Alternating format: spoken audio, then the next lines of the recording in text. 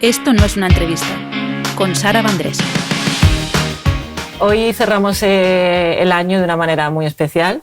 Hoy tenemos la suerte de que nos acompañe una persona a la que sé que admira mucha parte de la sociedad y también es una persona a la que admiramos todos los componentes de este equipo. Luego andaremos un poquito en todo lo que ha conseguido a nivel deportivo, pero nosotros también la admiramos sobre todo mucho a nivel personal.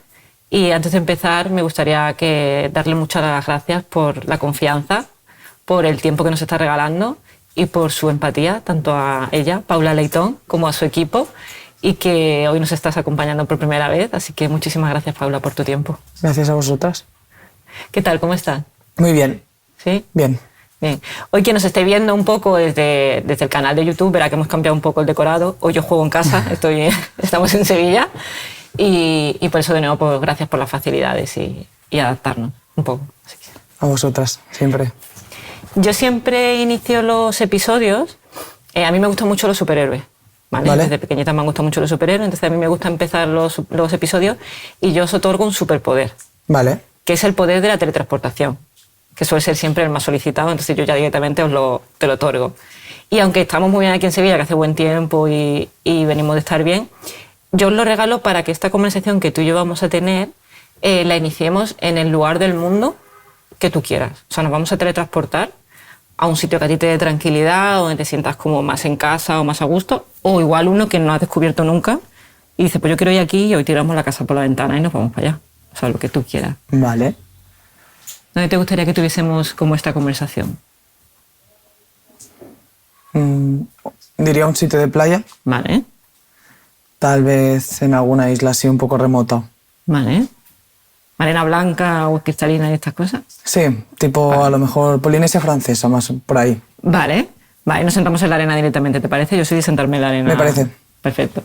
Pues desde la Polinesia francesa empezamos este viaje y hablaremos de muchas cosas, pero a mí siempre como que me gusta también hacer como un viaje en el tiempo, a un momento concreto de tu vida. Yo muchas veces durante estos episodios anteriores, a veces me he ido como muy atrás a los recuerdos de mis invitados o las invitadas, y contigo hoy me quiero ir un poco más cercano, pero que además tú en tu libro, del cual hablaremos después en XXL,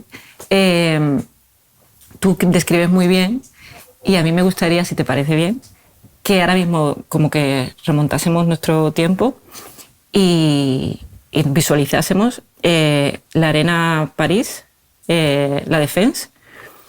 Es un sábado 10 de agosto de 2024. Tú ya estás fuera y de repente por el altavoz ya has escuchado tu nombre. Todavía no ha empezado el partido. Y entre las 18.000 personas que hay ahí acompañándoos está tu familia. Tú ya has cruzado miradas, ya sabes que están ahí antes de que empiece el partido. Tú ese instante previo, ¿qué pasa por tu estómago? ¿Cómo está tu corazón, tu cabeza? ¿Cómo lo estás viviendo? Pues me acuerdo muchísimo de ese momento, porque aparte me acuerdo de, esto lo he hablado después, ¿no? Y de no escuchar nada, ¿no? Al final en la Défense, que habían 18.000 personas, el ruido era increíble lo que se llevaba a escuchar. Bocinas, la gente pitando, cuando sonó el himno, ¿no? Al final la acústica era increíble, se hacen conciertos, ¿no? Pero yo me acuerdo del momento en el que era como antes de empezar el partido, de no escuchar nada, absolutamente, ¿no? Yo creo que llegué a un nivel de concentración de decir, al final visualizar, ¿no? Ese objetivo que teníamos, que era ese día, la final. Y me acuerdo de como por unos segundos, sé que fueron breves, pero de evadirme, ¿no? De decir, no hay nadie, estoy como sola, ¿no? De respirar, y en el momento en que acabé las respiraciones dije, vale, vino todo. Y fue cuando se empezó el partido, ¿no? Que estaba sentada y fue de, estamos aquí, esto empieza y es ya. Qué fuerte, como cuando te quitas la cancelación de ruido y de repente... Totalmente, cuando te quitas los AirPods y dices, vale, hay ruido. Y porque era la vez que con más personas que había con más ha jugado, 18.000, sí, ¿no? Bueno, para la historia del waterpolo es la vez que más gente ha estado en un partido de waterpolo. Normalmente podemos llegar a jugar con 5 personas, un partido de liga. Fuerte. Pues ahora también andaremos en esa parte. Ese día, para situar a quien nos esté escuchando, era la final de las Olimpiadas. Os impusisteis 11-8, si no recuerdo mal, Australia. y te colocan la medalla de oro. Tú ya tenías la de plata, Sí. ahora tienes la de oro. A mí me pasa muchas veces que cuando o conozco a ciertas personas o he vivido ciertos momentos, pues como que se me ha quedado mucho la sensación o el olor, o lo que tú decías, ¿no? Esa acústica que había. ¿Tú recuerdas ese momento, esa sensación de tener la medalla colgándote? Sí. Me acuerdo de cuando me la pusieron, de que pesaba mucho, Sí. y todavía lo sigo recordando, de que la cuerda es muy áspera, que Sí. rascaba.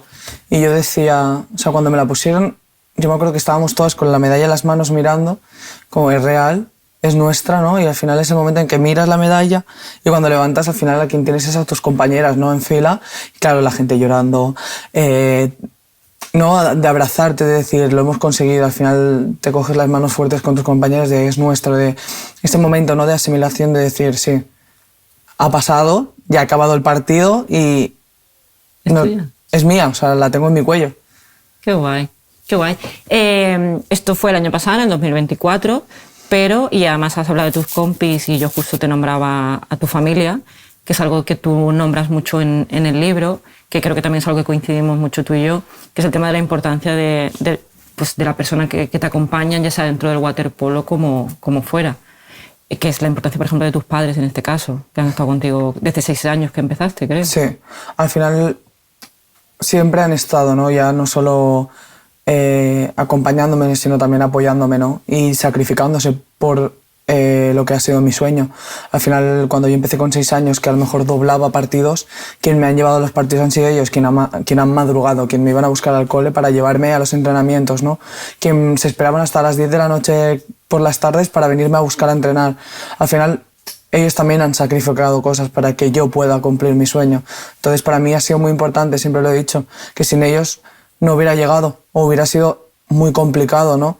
Entonces, sí que es verdad que siempre me han dejado como las cosas muy claras en casa, de decir, nosotros vamos a estar contigo en el mundo del deporte, pero también es importante tu faceta de estudios, ¿no? Entonces era un poco de decir, vamos a estar siempre, pero sin que se te olvide realmente el camino, porque a veces cuando, por ejemplo, escalas, ¿no? Muy rápido en el mundo del deporte, en mi caso el waterpolo no puedes llegar a vivir de ello, ¿no? Entonces el tener los pies en el suelo, el tener la cabeza bien amueblada, ¿no? Para saber que es muy importante el conseguir tus sueños, pero que tienes que tener también una segunda opción. Que en este caso tú estás terminando Estoy estudiando. ahora educación primaria, pero ya también tenías un grado anterior. Sí, nunca he dejado de estudiar. Era una cosa que tenía muy clara, que al final cuando dejas de estudiar es muy complicado volver a retomar. Y más si dedicas tantas horas al deporte. Entonces yo he salido del bachillerato sin saber qué hacer y dije, mira, me gusta el deporte, voy a hacer un ciclo superior de deportes para ver hacia dónde quiero tirar, a lo mejor pues más para el mundo profesional del deporte o para dónde quiero tirar. Y me di cuenta que realmente vocacionalmente quería ser profe, que lo que me tiraba era la educación, y en la carrera estoy ahora mismo. ¿Y qué tal? ¿Cómo va? Muy bien. ¿Bien? ¿Contenta? Sí. Quedan años, unos años para que pueda empezar esa nueva etapa en el mundo laboral, pero bueno, sé que Ya lo tienes. será un nuevo reto, ¿no? Cuando acabe mi etapa deportiva. Pero fíjate, era algo que quería preguntarte, pero como estamos hablando ahora me va genial porque lo que hemos empezado la conversación diciendo que tienes un oro olímpico, también vienes de una plata, luego enumeraré todos los títulos que tiene, que creo que tienes todo menos el oro, el mundial Sí. oro, que bueno, este año, espero que cuando se emita este episodio ya esté ahí, pero tú tienes todos los títulos dentro Sí. del waterpolo. Tiraría para casa y diría que eres como la Alexia en waterpolo, y aún así me estás diciendo que del waterpolo, por ejemplo, no se puede vivir. No, porque no somos un deporte profesional. Entonces, no tenemos unas bases salariales, no se han de cumplir, ¿no? Entonces, lo que pasa, por ejemplo, en el waterpolo es que, por ejemplo, yo estoy en la máxima liga, ¿no? Pues como está el Barça femenino.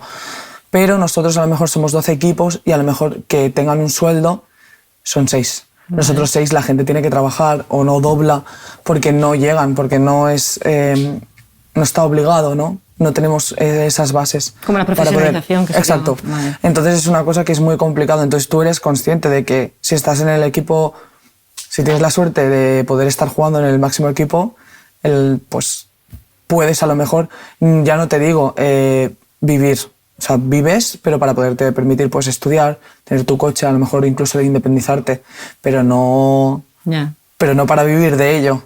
Sí, que era un poco lo que hablábamos antes fuera de cámara, que es algo que también, ya te digo, me sigue impactando, que haya sectores, pues eso, que dedicáis vuestra vida a, como hablábamos de, que aquí lo hemos hablado mucho, los actores y las actrices, que hemos dado muchas veces la cifra de que solo el 8% de la profesión puede vivir exclusivamente de eso y siempre tienen un plan B, C y D. Y ustedes, como el deporte, que también dedicáis vuestras vidas, ahora hablaremos desde que eso desde los 6 años tú llevas metida en una piscina. Y aún así es algo que no te permite vivir y tienes que tener, pues eso, plan B, C y D. O sea, es algo que me sigue como... Sí, pero bueno, yo creo que somos un deporte que desde que empezamos sabemos que es o sea, al final no ser profesional es una limitación, porque sabes que no podrás acabar viviendo de ello. Y ahora tenemos suerte de que los contratos podemos cotizar. Antes ni se cotizaba, se pagaba en negro, hasta hace ciertamente pocos años. Entonces imagínate, ¿no?, que te tiras toda una vida jugando, dedicada a entrenar y a competir, y cuando acabas, a lo mejor sales, que el waterpolo más o menos pues cuenta que hasta los 32, 35, te plantas en el mundo laboral sin estudios y sin vida laboral. O sea, pero no cotizaban en todos esos años. Qué fuerte. Entonces era algo que estaba a la orden del día y pasaba. Ahora ya cada vez se ha ido concienciando más, pues a las pequeñas, ¿no? A mí las mayores de mi equipo pues siempre me han insistido en el tienes que estudiar, tienes que hacer una salida, porque ya no es que te quieras retirar. Imagínate que nosotros tenemos una lesión. O sea, al final no es que tú quieras, pero si llega y pasa, tú no puedes impedirlo. Exacto. De hecho, yo tengo un amigo que lleva toda su vida y se ha lesionado y ya no puede volver a jugar. Y ahora tienes que buscar ese plan a ver qué hago. Es un poco como lo que ha pasado con el fútbol, que se profesionalizó hace poco. O sea, ¿hay opción ustedes de que también el waterpolo se llegue a profesionalizar o no hay un camino? A ver, se está intentando luchar. Vale. Pero de momento es que la cosa es que el masculino tampoco es profesional. Vale. Entonces, como deporte, no lo somos. Vale. Entonces es lo que estamos luchando un poco. Vale. Que al menos sea profesional para tener algo cierto, ¿no? Algo que tengamos, que sea tangible, que podamos tener unas bases. Entonces, bueno, esperemos que quede poco, pero nos tocará luchar a los deportistas como siempre, si queremos conseguirlo. Pues sí, pero tú, por ejemplo, cuando decía que tú en la piscina estabas desde a los 6 años a la piscina, y tú ya con 14 entraste en el CAR, ¿no? El Centro de Alto Rendimiento. Desde que tú estás ya en los 6 que te empiezas a meter en la piscina, ya cuando estás con 14, que somos un poco más conscientes de las cosas que estás pasando, tirando un poco también de ejemplo, ¿no? Muchas veces me han preguntado a Alexia si ella soñaba con ser jugadora profesional y decía no, porque no era consciente de que se podía llegar a ser. ¿Tú cuando ya estabas ahí sabías que querías dedicar tu vida a jugar al waterpolo o era como ocio de, bueno, voy a tirarme aquí? No, yo cuando con 12 empiezo a estar en el primer equipo de mi club, que ya me empiezan a subir con la categoría absoluta, ahí sí que ya realmente empiezo a pensar, pues mira, realmente, Paula, creo que puedes llegar a una selección, puedes llegar a estar en una lista, puedes empezar a entrenar, ¿no? con las absolutas. Entonces yo ahí ya empiezo, ya no es socio, ya voy a entrenar y ya me preparo para ser consciente de que quiero llegar a lo que era mi sueño, que son los Juegos. Qué guay, los Juegos Olímpicos. Y ya con 2016-2017 fichas tu primer contrato profesional con el Sabadell, si no me equivoco. Sí. Que ya es cuando tú ahí también estás compaginando los estudios, y luego pasas a la selección, creo recordar. Con 15 entro a la selección, voy a mi primer mundial, que es en Kazán, y con 16 voy a los Juegos de Río. Justo después de Río fue cuando el Sabadell, que era, bueno, sigue siendo el que tiene más Champions, me tocó a la puerta y me dijo que, bueno, querían ficharme y era a nivel de club pues aspirar a lo máximo. Qué fuerte. Y ahí es cuando hay una cosa que a mí, si te parece bien, me gustaría un poco explicar dentro de esto.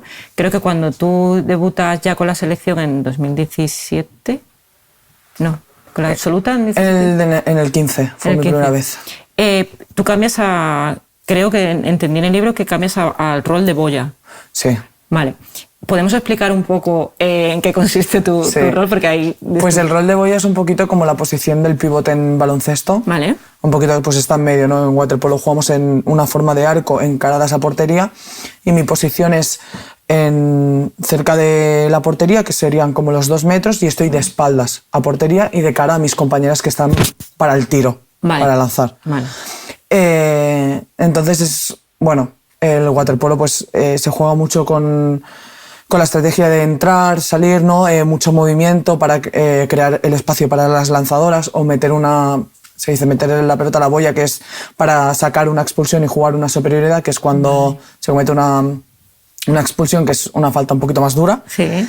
Y entonces jugamos con una jugadora de más.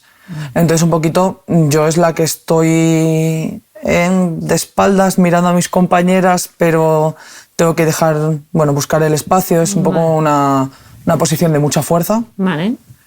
Normalmente es donde jugamos las jugadoras más corpulentas y más grandes, tanto la boya, que soy yo atacando, o la defensora de boya, que es la que está defendiéndome el cuerpo a cuerpo. Vale. Y aparte de la fuerza, el tema de la estrategia, la cabeza, el buscar el espacio y demás. Claro, tú eres la estratega que está ahí buscando. Yo soy la que estoy molestando todo el rato. Pero tú venías de otro rol, creo. Yo venía de estar defensora, o sea, yo me dedicaba a defender la boya, ¿vale? Que es lo que me hacen ahora a mí, Sí. Y en el arco estaba fuera. Yo era lanzadora, ahora no, ahora estoy en los 2 metros siempre. ¿Y qué tal? Bien, ¿Sí? fue un cambio y bien. Es algo que... Muchos años ya. Claro, por eso que justo a mí me gusta mucho que hablas de que te adaptas a lo que va surgiendo, ¿no? Cuentas en el libro, lo voy a sacar ya, si te parece, y lo ponemos aquí para que nos acompañe, ¿vale? Como verás, le he dado 3 vueltas ya al libro. Dices que cuando con 14 años ingresas en el CAR, estáis compaginando con los estudios, y a mí me llamó mucho la atención por lo que dijiste de que la mesa no te iba bien y que en vez de callarte dijiste, oye, esta mesa no me queda bien, cambiármela. Sí. Porque yo cuando entré en el CAR, yo tuve la suerte de, a mí me becaron 1 año o 2 antes, ahora no me acuerdo, creo que era 1, de lo que normalmente becan. En el CAR normalmente cuando te dan una beca tú entras en 4º de la ESO y yo entré en 2º. ¿Vale? Y lo que te hacen es compaginar estudios con entrenamientos, ¿no? De formación. Cogen a las mejores jugadoras a nivel autonómico de Cataluña y nos meten allí. Y lo que hacemos es pues, entrenar y estudiar para después, ir formando y normalmente pues, para tener opciones de ir a una selección a nivel con la española. Y yo me acuerdo que yo entré en una clase que en 2º éramos 8 solo, o sea, una clase de 8 personas. ¡Qué presión! Aparte, claro, normalmente en 1º y en 2º de la ESO nos suelen becar porque a nivel deportivo es una edad muy temprana ya para empezar a formar, entonces ya empiezan a partir de 3º y yo entré en 2º y esas mesas eran pues los típicos pupitres que son verdes chiquititos. Eso que tienen la de esto aquí. Sí, que son verdes súper pequeñitos. Claro, yo me acuerdo que yo estaba sentada y las rodillas me tocaban en la mesa. ¿Qué pasa? Que yo me movía.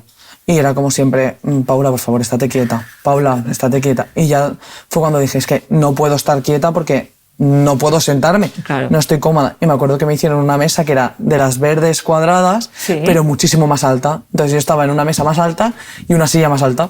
Más cómoda. Claro, Sí. por eso y me gusta porque luego lo que pasa, llega a la selección, te convocan para la selección, no habéis hecho de boya, es como, pues voy a hacer de boya. O sea, es como no hay límites, me voy a ir adaptando y cambiando. Sí. Al final se me presentó una oportunidad muy buena, ¿no? De decir, en el equipo hay una vacante, ¿no? Que era de la posición de boya. Me están dando la oportunidad de formarme en esa posición para poder entrar al equipo. Y los juegos estaban a 1 año. Al final, con 15 sigues teniendo esa posibilidad de adaptación, ¿no? De aprender una nueva posición, porque es totalmente diferente a lo que estaba acostumbrada. Pero fue como se me presenta esta oportunidad, la tengo que coger y pues tengo que entrenar para ser la mejor en esa posición y poder ir. ¿Pasó el miedo en algún momento por tu cuerpo? De decir, el waterpolo es un deporte muy duro. De hecho, yo me acuerdo cuando he visto partidos con mi padre. Claro, mi padre y yo somos de tragarnos todo el tiempo, pues todo el rato partido, ¿no? hace poco estuve de baja y coincidieron porque jugabais ustedes, jugaban también el fútbol, había partido de baloncesto, de tenis. Claro, y me pegaba en el sofá, me vino estupendamente porque yo estaba de baja sin poder moverme y un partido tras otro. Y yo me acuerdo que siempre recuerdo con mi padre el tema de que el waterpolo es un deporte súper duro y súper exigente y que hay muchas cosas y sobre todo debajo del agua, que es como debajo del agua nosotros no vemos lo que hay. Exacto. Entonces eso para una niña de 15 años, 16, 17, no hay un momento de miedo de decir, ostras. No, al final, bueno, yo tenía muy claro que quería llegar a los Juegos, ¿no? Y que es lo máximo que se puede conseguir a nivel de waterpolo, ¿no? Es la máxima competición. Entonces era como, bueno, claro, es duro, pero el estar entre las mejores ya es duro. Entonces yo siempre he sido muy consciente de lo que se tenía que trabajar para poder llegar, ¿no? Si quieres estar entre las mejores tienes que trabajar para ser la mejor. Claro. Entonces era un miedo porque dices, es nuevo, no sé qué me voy a encontrar, pero realmente como no lo has probado tampoco iba sin expectativas, ¿no? De decir, claro, lo que venga, vendrá. O sea, al final cógelo, disfrútalo, trabaja y después ya vendrán los resultados. Y a nivel, por ejemplo, mental, para una persona, o sea, yo siempre, no sé si lo he dicho al principio con los nervios de la presentación, pero sí es verdad que lo he hablado mucho y es lo que te digo, como verás tengo un montón de cosas marcadas en el libro, de cosas que has ido diciendo. Para mí tienes muchas herramientas internas que eso a muchas personas nos ayuda a la hora de gestionar ciertas cosas, ¿no? Entonces, tú en este caso, con la juventud que llevabas, esa parte de asimilar, de decir, ostras, voy a jugar en la selección como titular, voy a cambiar de todo, ¿no es como mucha responsabilidad para ti a nivel mental? ¿O tú también contas con el apoyo de tus padres, lo entiendo? Sí, pero yo siempre he sido un poco es una cosa que siempre me han ayudado mis padres, pero me decían al final, la presión, siempre tenemos presión exterior, pero al final la presión, la peor que tienes es la que te pones tú, ¿no? Entonces mis padres siempre me decían, tienes que ir a disfrutarlo. O sea, al final es a competir, pero a pasártelo bien. Porque si no te lo pasas bien es cuando entran las inseguridades, los enfados, la frustración, ¿no? Al final era un poco disfruta, que tenga que pasar lo que tenga que pasar, a dar tu mejor versión y entonces ya después vendrán las cosas, ¿no? Entonces mi filosofía siempre ha sido un poco así, el disfrutar de los pequeños momentos, del día a día, ¿no? De lo que te va presentando el waterpolo. Y al final, pues, con trabajo, claro que mucho sacrificio y entran momentos de frustración en los que no sabes gestionar pues muchas cosas, pero bueno, yo creo que también es parte del camino a llegar al éxito. Tú eres, yo por ejemplo, es algo que estoy trabajando en terapia, pero es verdad que yo me machaco mucho, soy muy exigente y que te lo puede decir mi equipo, que yo conmigo misma soy súper exigente. De hecho es como, vale, estoy preparando esto, pero estoy como... y sé que al final, y es algo que estoy trabajando mucho últimamente, también hay una parte de que tengo miedo muchas veces a decepcionar, que es un poco incoherente porque la gente que te quiere nunca la vas a decepcionar. Pero bueno, están esas garrapatas, como dice mi psicóloga, de ostras, me dan miedo o no estar a la altura de la invitada o no estar a la altura de mi equipo, porque soy súper autoexigente conmigo mismo y me achaco. Tú esa parte es algo que tienes súper trabajado y que no te influye. O sea, bueno, es un poco... Yo también soy autoexigente conmigo, ¿no? Pero siempre he sido desde una parte positiva, ¿no? Me autoexijo, pero bien, hablándome bien, ¿no? Al final también es súper importante. Pero no he tenido... O sea, es que yo para el mundo... O sea, a ver, siempre que lo digo la gente dice, es que no puede ser que hayas ganado un oro olímpico, pero soy cero competitiva. Vale. Entonces yo creo que también es una cosa buena que he tenido, ¿no? O sea, cero competitivo en el sentido de no tengo mal perder, vale. Porque al final también cuando muchas veces hemos perdido partidos importantes te da rabia, pero es porque decir, bueno, he perdido, pero bueno, el otro equipo también juega, ¿no? Yo soy esa parte de decir, pues no me enfado. Claro. Y si tengo que jugar por ocio, pues juego por ocio y no tengo ningún problema. O sea, la parte esa competitiva yo creo que también me ha ayudado mucho a momentos complicados a tomármelos de una manera diferente. Vale. O sea, que tú si jugamos a las cartas no eres de las que te enfadas, no. Si jugamos a... Vale. Ya no. Vale. Para nada. Vale, yo tengo amigas que se enfadan hasta el parchís, entonces... Yo también. Y dentro, por ejemplo, de lo que tú decías de las herramientas, ¿no? Y de la no competitividad o el buen perder o ganar que tienes, en esta parte retomamos un poco. Has hablado mucho en las entrevistas, ¿no? Y es algo que hemos hablado al principio, que influye mucho también lo que son tus padres. O sea, tus padres desde el principio te han hecho como ver que para adelante y lo que venga. Sí. O sea, la parte de, para mí, lo que yo digo, ¿no? La red que sostiene para mí siempre ha sido mi círculo, son mis padres y mis amistades, ¿no? Al final siempre ha sido como la manera de salir, de evadirme, ¿no? De cuando son momentos duros, o sea, cuando tengo tantas horas de entrenamiento, cuando estoy tanto tiempo fuera de casa, al final cuando vuelvo es hogar, ¿no? Es casa y es como la manera de volver a ser yo, ¿no? De volver a reconstruirme. Al final, yo uno de los grandes problemas, que lo que peor llevo, diría, es la distancia, ¿no? El estar lejos es lo que más me cuesta. Siempre me ha costado, siempre he sido muy de casa y volver a casa siempre es lo que a mí, yo lo digo, lo que me viene mejor. Claro, a mí me pasa también. Yo, por ejemplo, lo que decía, ¿no? Yo vivo en Valencia y estoy súper bien y súper feliz, pero es verdad que cada X meses yo tengo que venir a Sevilla, reseteo, estoy con mi gente, estoy con mi padre, estoy con mi familia. Y no porque no esté bien en Valencia, es decir, soy súper feliz, pero necesito ese momento de 3-4 días. Exacto. Fuera del mundo del ruido, ¿no? de siempre. Entiendo que es importante también tener gente también fuera del deporte para salir un poco y desconectar de... Sí que es verdad que ahora sí que mi red de amistades está creciendo más, porque sí que es verdad que me muevo muchísimo más, pero por ejemplo yo, como siempre he estado entre el centro de alto rendimiento, siempre mis amistades han sido del mundo del deporte. Sí que es verdad que a lo mejor no todos del waterpolo, porque tengo amistades de otros deportes, pero siempre han sido gente del mundo del deporte. Claro. También es mucho más fácil para hacer un plan. En mi caso, que estoy tanto fuera, que tengo tanta competición, tanto entrenamiento, me es más fácil quedar con una persona que entiende mi situación y que está en la misma, que tal vez si tenía que quedar por aquellos entonces con gente que iba conmigo únicamente al claro. instituto, ¿no? Al final nuestras vidas eran muy diferentes y sí que es verdad que al final pues, he ido haciendo círculos que son del mundo del deporte. A mí me ha pasado eso con, por ejemplo, que es algo que tú has nombrado, tú te lesionaste en 2015, ¿te cayó cuando sí, te rompiste? Me rompí un tobillo. Y, por ejemplo, también con el COVID, que tuviste la neumonía bilateral, ¿lo he dicho bien? Que ahora andaremos, si quieres, un poco en el tema de las lesiones, pero a mí me ha pasado eso mucho con... A mí, por ejemplo, hace 4 años tengo una enfermedad degenerativa en el corazón, entonces me implantaron un desfibrilador en el corazón. Entonces, hay una parte que yo he entendido mucho, o sea, no he entendido porque no soy deportista de alto rendimiento, me refiero, pero los deportistas convivís con el dolor. Claro, yo desde aquel momento tengo dolor crónico, porque claro, este aparato que llevo interno me provoca dolores diarios.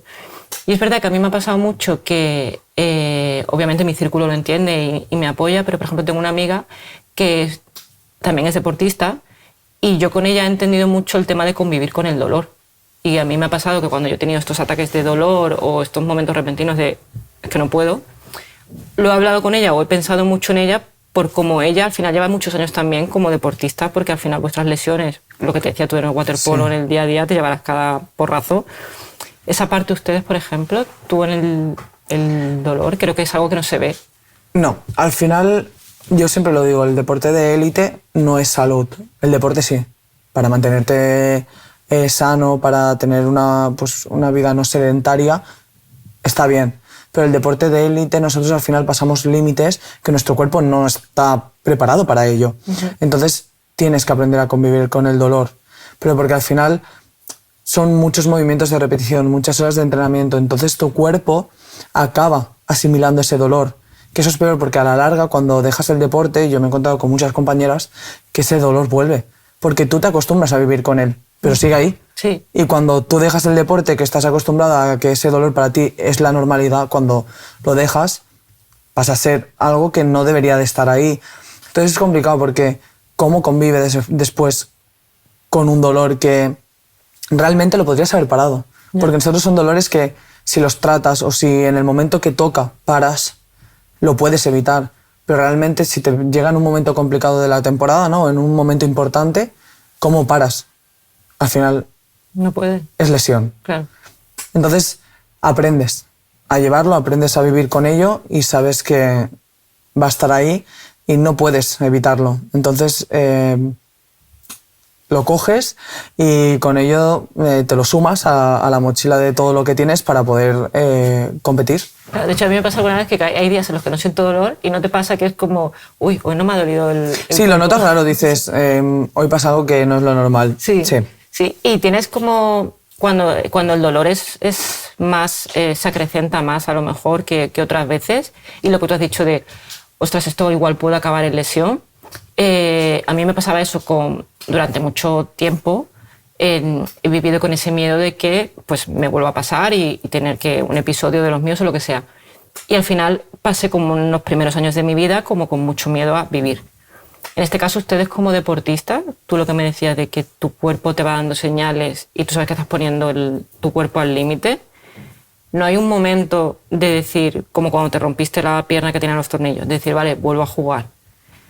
¿No tienes ese miedo de decir, espérate que me voy a romper y lo vamos a liar?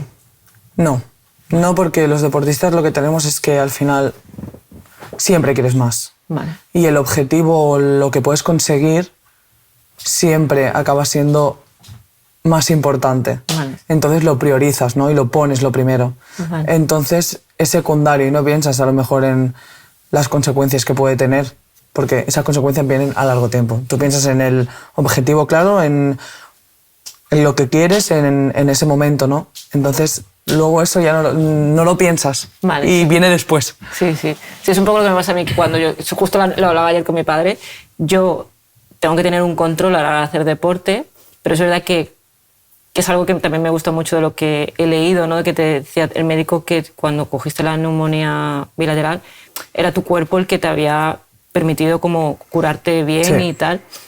Y a mí a nivel mental algo que me pasa es que aunque yo sé el riesgo de mi enfermedad cuando estoy haciendo deporte, porque digamos que yo tengo que tener como unos controles, yo no me puedo de repente, voy a hacer crossfit, no porque mi corazón me dice, ¿dónde vas? Pero sí hay ciertas cosas que voy haciendo.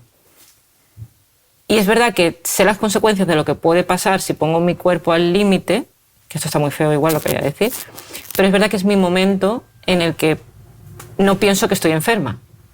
Entonces, yo sé que mis pobres amigas lo están pasando mal porque está como, Sara, relaja, que te está viniendo arriba. Pero es el momento de decir, vale, pero es que quiero jugar porque sé...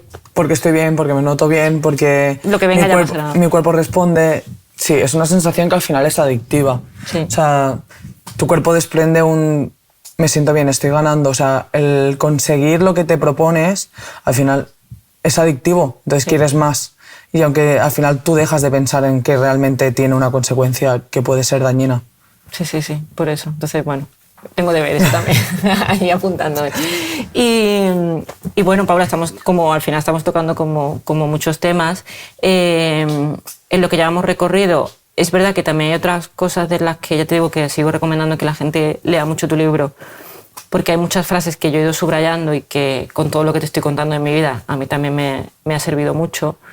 Y una de las partes que no hemos hablado mucho aquí, pero en estas 3 temporadas, pero que tú le das mucho valor es a la fuerza que tienen las palabras. Y creo que no somos conscientes muchas veces de lo que te puede decir una palabra o no, que eso es algo también que dentro del mundo del deporte, por ejemplo, a mí se lo he escuchado mucho a Ricky Rubio, que dependiendo de... Él decía, ¿no?, que cuando le dices a alguien, hostia, qué fallón eres, claro, a ti eso se te puede hacer una bola y ya te haces como... Sí, porque al final nuestro peor enemigo somos nosotros mismos. Entonces, si una persona te viene y te dice esas palabras, o sea, el impacto que tienen en ti, si tú también estás en una situación complicada o contigo mismo, o sea, estás mal, o sea, por dentro tu cabeza no está bien, si aparte alguien viene para decir unas palabras que tienen un impacto negativo, puede ser destrucción. O sea, entonces muchas veces yo digo, vamos a pararnos a pensar lo que estoy diciendo, cómo me sentaría a mí o cómo me pueden impactar a mí, entonces a la otra persona puede ser igual, ¿no? El hacer un poco de, vamos a hacer, pensemos, ¿no? Antes de decir a veces barbaridades que lo decimos a lo mejor sin pensarlo, ¿no? Y pueden tener un impacto muy malo. Sí, a mí me pasaba que ahora me pasa mucho referente a esto con la frase, no, que tú no puedes hacer esto. Claro, he tenido que estoy en el proceso de reeducar a mi familia y a mi gente, decir, no me digas que no puedo, o sea, dime que no debo hacer esto, que no tal, pero el decir no puedo a mí me hace como venirme abajo de decir, ostras, estoy enferma, no puedo hacer esto, no debería porque puedo tener unas consecuencias, pero no me digas que no puedo, ¿no? Y tú lo destacas esto cuando, creo que era el Mundial de Budapest, cuando como que la selección se puso más exigente, te pusieron a dieta, eso a ti te hizo sentirte físicamente peor, pero luego la gente, que es algo que remarcas, aparte creo que también la gente te decía como qué guapa estás o algo así, ¿no? Sí, bueno, a veces cuando vemos a alguien, ¿no?, que está más delgada, el ay, qué guapo estás, remarcando, o sea, que tú digas ay, qué guapo estás, está muy bien, pero porque estás más delgada, Exacto. o sea, al final estás diciendo que un número es importante o si no eres así no te vamos a aceptar, ¿no? Entonces sí que es verdad que se puso en un momento complicado porque dos de las compañeras se decidieron, tres compañeras de la selección decidieron tomarse un año de sabático por temas personales. Y entonces yo pasé a ser la primera boya, ¿no? En 2 años me había convertido de no ser boya ni estar en esa posición a ser la primera y la única, ¿no? Entonces fue un cambio totalmente a nivel de entreno, o sea, de lo que me pedían, ¿no?, que tenía que dar. Entonces, a nivel de entrenamiento tenía que estar en un peso porque, claro, al ser la única, pues me demandaban de más, pero claro, no dejaba de ser una niña. Entonces yo me notaba que jugando no llegaba, o sea, no podía. O sea, a mí mis contrincantes no me podían, o sea, podían conmigo. Y es una cosa que al final soy una tía grande, soy una tía corpulenta y es una de las virtudes que tengo para poder jugar en la boya, ¿no? Y fue como algo que me están dando todo el mundo la aceptación, yo era consciente de que para mi deporte no estaba bien. Me costó verlo porque al principio cuando te halagan, ¿no?, para ti es como, ay, pues tendrás razón, ¿no? Si tanta gente te lo dice es que está bien. Pero yo después, como era muy consciente de que aparte yo tenía el deporte y para mí era muy importante, yo decía, no, pero es que no está bien porque para mí, para lo que realmente me estoy dedicando y para lo que dedico mi vida, no me va bien. Claro, eso es contradictorio. Exacto. Y muchas veces decimos, a mí me pasaba cuando falleció mi madre, yo perdí muchísimo peso. Y me sigue pasando que a mí me cuesta mucho coger peso. Y yo intento coger peso, porque aparte para mi enfermedad necesito estar fuerte, porque si no me duele más el aparato que tengo implantado. Entonces, a mí yo me recuerdo mucho, por eso cuando leí esas palabras fue como un viaje al pasado, porque yo recuerdo mucho que la gente me daba mucha caña diciendo, estás más delgada, tienes que comer más, estás más delgada. Y yo era como, claro, ¿sois consciente de por lo que estoy delgada? Te quiero decir, no estoy delgada porque diga, quiero adelgazar, sino porque vengo de que mi madre ha fallecido y no soy capaz de superar este momento. Pero la gente solo como que te echaba la crítica de estás más delgada. Pero es que pasa en las dos situaciones de estás más delgada, estás más guapa o es que estás muy delgada. Tienes que... Claro. O sea, al final son las dos, ¿no? De decir, es que no tienes que aceptar a una persona porque... Sí, opinar sobre el cuerpo Exacto. de alguien, ¿sabes? Sí. Y es algo que... Y me sigue pasando. De hecho, ayer mismo me dijeron, a ver si comes un poquito más. Y yo dije, te prometo que lo estoy intentando. Digo, pero no va en mí. Te quiero decir, ojalá pudieses ponerme fuerte y yo lo intento. Pero entonces es algo que intento trabajar mucho y en mi círculo como que lo tengo muy reeducado y lo intento de decir, por favor. Yo me acuerdo muchas veces con mi tía, le digo, tita, voy a ir allí. No quiero que me digas ni que me corte el pelo, ni que estoy más delgada, ni que nada, porque es algo que yo estoy intentando hacer. Y poco a poco creo que la sociedad lo va un poco como... Sí, yo creo que se está reeducando la sociedad. Poco a poco porque va muy lento, pero yo creo que cada vez la gente es más consciente. ¿Tú crees que a día de hoy la conversación y todo lo que estoy aprendiendo de ti y hemos leído y todo lo que tienes como... las herramientas que tienes, si tú hubieses vivido todo esto, la exposición, porque al final eres oro olímpico, hace 5, 6, 7 años, lo hubieses podido gestionar igual, porque yo sé que ayer le hablaba con mi padre que próximamente me tendré que operar de nuevo y voy a tener que pasar por la misma operación que hace 4 años y sé que la Sara de esa operación no es la misma que se va a afrontar en la nueva. Porque tengo otras herramientas que no viví en aquel momento. ¿Tú ahora Yo creo que hace unos años hubiera sido diferente. Yo creo que también un poco más de experiencia, también el haber trabajado a nivel psicológico, ¿no? Con un experto al final los últimos años, creo que también me ha ayudado muchísimo. Creo que he ganado herramientas en estos años que a lo mejor una niña de 16 años no tenía. Creo que también mi personalidad pues, se ha acabado de formar y creo que ha cogido forma que antes no tenía, ¿no? Que estaba pues asimilando, estaba cogiendo y la estaba creando. Entonces yo creo que la manera en que ahora estoy expuesta, en la manera que tengo tanta seguridad de mis palabras, en la manera que lo estoy viviendo, creo que es muy diferente a si hubiera sido unos años atrás. Igual. Pues Paula, decíamos antes que bueno, que lo has ganado todo. Has ganado lo que es la Champions para el waterpolo, Supercopa de la Reina, 4 creo que tienen Supercopa de la Reina, 4, perdón, Supercopas de Europa de España y Supercopas de la Reina. ¿No? Sí, tengo 4 Copas de la Reina, tengo 4 ligas, 3 Champions, 2 europeos, 2 oros europeos, 3 platas mundiales, bronce. Y a nivel de Juegos Olímpicos tengo la plata y el oro. Entonces nos queda solo el oro en el mundial. Sí. Todo lo que hemos viajado a lo largo del ratito que llevamos hablando, todas esas medallas, desde que con 6 años te tiras a la piscina y 1000 cosas que nos hemos quedado sin hablar, pero que ya repito que quien lo quiera ver en tu libro, que ahora hablaremos también un poquito del proceso de escritura. Hablas mucho de la importancia del waterpolo, del deporte y de tu familia. Yo normalmente lo que suelo hacer, antes de hacer ya una pregunta final y un juego, es preguntaros cómo os ha transformado vuestra profesión en el camino en el que hemos recorrido. A esa Paula que con 6 años se va a la piscina por primera vez, a la que está ahora a punto de jugar un mundial y con todo lo que hemos hablado y con todo el recorrido, ¿cómo te ha transformado a ti la profesión? ¿Qué te ha aportado el waterpolo? Yo creo que el círculo y el camino que he recorrido en el waterpolo creo que ha formado a la Paula que es fuera del agua.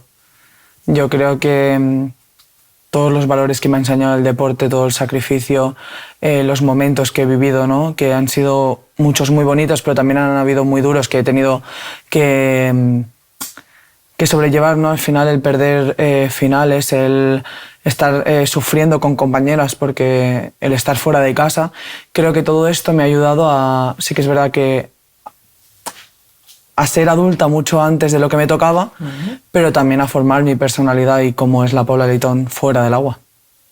Qué guay, Paula. De hecho, te quería preguntar, porque a mí una de las cosas que más me gusta es escribir, pero a veces es un proceso doloroso, sana, pero a veces duele. El rememorar pues eso, momentos duros, también los momentos bonitos. También está el documental de Eternas que contáis lo de Sierra Nevada, que tuvo que ser durísimo. Toda esa parte, entiendo que ha sido un proceso, no sé si duro o no, pero ¿cómo nace el libro? De decir, voy a sentarme a escribir todo esto. Pues a mí se ponen en contacto conmigo de la editorial, ¿no? Y yo lo hago con una redactora. Vale, pero lo que significa es que yo tenía que tener reuniones con ella cada semana. Durante casi medio año hemos estado teniendo reuniones de casi 2 horas. Empezamos, cuéntame desde que te acuerdas hasta ahora. Y después necesito que hables con amigas, hables con familia, ¿no? Yo, al final, el humano es muy inteligente. Entonces, hay cosas que olvidas o quieres olvidar porque no te interesan, porque han sido momentos duros, porque prefieres tener momentos más bonitos, ¿no? En el recuerdo. Entonces, claro, es un momento en el que yo me siento con una persona y le explico todo, pero ella te pregunta y te dice, no, yo necesito que me des la versión que no me quieres dar, porque yo necesito que realmente cuando la gente lea este libro sea tuyo, seas tú, con las cosas buenas y las cosas malas. Entonces, es un proceso sanador, porque buscas y encuentras cosas que no querías que salieran, pero acaban saliendo, y también cosas que habías olvidado que son muy bonitas. Entonces, bueno, es un camino de volver atrás. Yo lo recomendaría a todo el mundo, ¿no? que escribiera y que tuviera, ¿no? Ese proceso de buscar dentro. Y la verdad que Al final lo he escrito con 25. O sea que yo creo que tienen que haber más ediciones y tienen que haber más Paulas. Pero realmente ha sido un camino muy bonito que me ha hecho encontrar... sí que es verdad que recuerdos que había querido olvidar, Sí. pero que realmente son parte de lo que soy y de lo que he vivido y también muchos de muy bonitos que no me acordaba, que me han hecho recordar mi familia y mis amigas. Te puedo preguntar por uno de cada, es decir, hay algún, tú has dicho, ¿no?, que a veces olvidamos porque te hacen daño y sin embargo hay otros bonitos que se te han olvidado. Bueno, o sea, momentos que he querido olvidar al final, por ejemplo, cuando después de Río, que yo o sea, en Tokio, que yo conseguí mi primera medalla, por ejemplo, faltaba mi abuelo por parte de madre. Entonces yo al final ese recuerdo era como, bueno, lo había un poco, no olvidado, pero lo tenía como escondido porque al final es un momento doloroso, ¿no? Es decir, falta una persona muy especial en mi vida en un momento tan bonito, ¿no? Y lo escondes y lo tienes que sacar y claro, y piensas, guay, si hubiera estado y qué hubiera pasado y empiezas a imaginar, ¿no? Y bueno, momentos bonitos que me he acordado, pues de momentos con la familia, ¿no? que tienes las típicas fotos en el álbum, pero que claro, te sientas con tu madre o te sientas con tus tíos y te explican, pues sí, aquí fuimos a la playa, hicimos, y dices, es que realmente tiene una infancia llena, una infancia feliz y es bonito también recordar eso. Igual, sí, lo que hablamos al principio, que yo ayer hablando con mi padre, yo no tenía o sea, tenía como la imagen de mi abuelo jugando al waterpolo, pero como que la había como olvidado desde hace tantos años. Y ayer hablando fue como, pero si tu abuelo y yo... Y ya me vino ese flash de, ostras, verdad, recuerdo verle en la piscina jugando, eso es bonito. Dolor, a veces duele mucho, Pero es bonito. Pero es muy bonito. Y bueno, Paula, ya vamos a ir acabando, pero yo siempre acabo este viaje haciendo un juego. ¿Vale? Para conocernos mejor. Entonces, dentro al final nos hemos contado muchas cosas, pero a mí me gusta mucho preguntaros por recomendaciones culturales. Vale. Entonces, y así nos retroalimentamos. Entonces, yo siempre juego con ustedes a que nos vamos a recomendar mutuamente ciertas cosas. Vale. Entonces, por ejemplo, voy a empezar por algo fácil. ¿Algún evento deportivo que hayas vivido, entiendo si quieres de tu profesión, pero otro externo si quieres, que tú hayas visto algún partido o hayas visto algún campeonato, algo que tú dijes, o incluso puede haber sido por la tele, de decir, pues yo con tu abuelo, con tu familia, con lo que sea, lo recuerdo especialmente porque me marcó. ¿Algún evento deportivo que tú recuerdes? Pues me acuerdo en Río estar con todo el equipo viendo un partido de Nadal, animando en la televisión, que yo era uno de los, te podría decir, el primer partido de tenis que veía. Sí. No me acuerdo contra quién era, pero me acuerdo de estar todas animando a un televisor que decía, pero si es que no te escucha, ¿no? Y me acuerdo de ese momento que fue un partido de mucha tensión y aparte después tuvimos la suerte de encontrarnos con Rafa y me acuerdo muchísimo de ese partido. Pues mira, apuntamos ese. Yo recuerdo, mira, yo cuando vino Virginia Torrecilla la primera temporada, y juntas rememoramos la final del Mundial de Fútbol. Ella se quedó con la semifinal, yo me quedé con la final, que me llamó más gente que por mi cumpleaños, también te digo, cuando ganaron la gente me felicitaba a mí. Pero como ese ya lo dije, yo voy a tirar también para casa, aprovechando que tengo a mi padre, y aunque es del Sevilla, y no quiero hacer, pero recuerdo la final, que aquí creo que a lo mejor te acuerdas, cuando Puerta metió el gol que nos metió en la final de la UEFA. Yo me acuerdo de estar con mi padre, que mi padre y yo nunca habíamos visto un partido de fútbol en la calle, y era la feria de abril. Lo tengo como muy grabado, ir con mi padre, salirnos de la feria de aquí de Sevilla, buscar un bar que estaba a reventar, y los dos como podíamos, mirando entre las cabezas de la gente, y recuerdo ese gol de Puerta, así que yo me voy a quedar con lo mismo. Como estamos hablando de la tele, los dos animando a la tele y entre 40.000 cabezas ahí, así que yo me quedo con ese. Paula, aparte de recomendar, por supuesto, XXL, ¿qué libro recomendamos tú? ¿Te gusta leer? Primero, ¿te gusta leer? Sí. Vale. Yo recomendaría Mi isla, de Elizabeth Benavent. Vale, no lo conozco. ¿Es de los últimos que ha sacado o no? ¿O es más de...? Tiene unos años, pero... Vale. Ah, pues mira. Lo leí en un momento que me lo habían recomendado, fue justo después de París. Vale. Y la verdad que... Qué bien, ¿no? Pues mira, me lo apunto. Yo me leí ella de Un cuento perfecto. Y es verdad que estuve en un taller con ella y me gustó mucho, así que que me lo anoto. Yo, como estaba hablándote de cuando estuve de baja y me estuvisteis acompañando ustedes también, hubo un libro que me acompañó un día, porque me lo leí de una sentada, que es el de Carolina Yuste. ¿Vale? El de Toda mi violencia es tuya, que me parece una pasada. Ella me parece una pasada, siempre la recomendamos. Y para mí ese libro es súper rápido de leer y me parece un ejercicio muy bueno. Así que ¿Te lo apunto? Te lo doy. ¿Cómo vamos de cine? ¿Te gustan las películas? ¿No? Sí. ¿Tienes tiempo con todos los entrenos? Sí. ¿Sí? Sí, sí. ¿Hay alguna peli que digas tú, pues mira, cuando yo estoy mal me pongo Primos? O no, hay una película que he ido al cine últimamente y me ha gustado. Mira, el otro día, hace poquito, recordé una de las películas que siempre veía en casa, que la he visto muchas veces, que la conocí por mi madre, que es El Club de las Primeras Esposas Casadas. Ay, pues mira, no lo conocía. Me lo estamos recomendando. Muy recomendable. El Es antigua, ¿eh? Vale, sí, sí. Es me muy gusta mucho. antigua, es del 93, creo. O sea, A que ver, es súper... me está doliendo. No está Antigua me refiero a que... Sí, sí. Si no, pero me estaba imaginando a lo mejor... Vale, pues no la conozco y la apunto, porque normalmente, no sé, las películas de los 90 y los 80 son como una generación que me gusta bastante, así que ¿El Club de las Primeras Mujeres? No. Creo que es Separadas o Casadas, ahora Vale, no lo sé. Pues luego... Son unas mujeres divorciadas que Divertidas, ¿no? hacen grandes cosas. Qué guay, pues me la apunto. Yo voy a recomendar, que hemos hablado de él y que inauguró la temporada, El Cautivo, Vale, con Julio Peña de Alejandro Amenábar. la he visto. ¿Te ha gustado? Sí.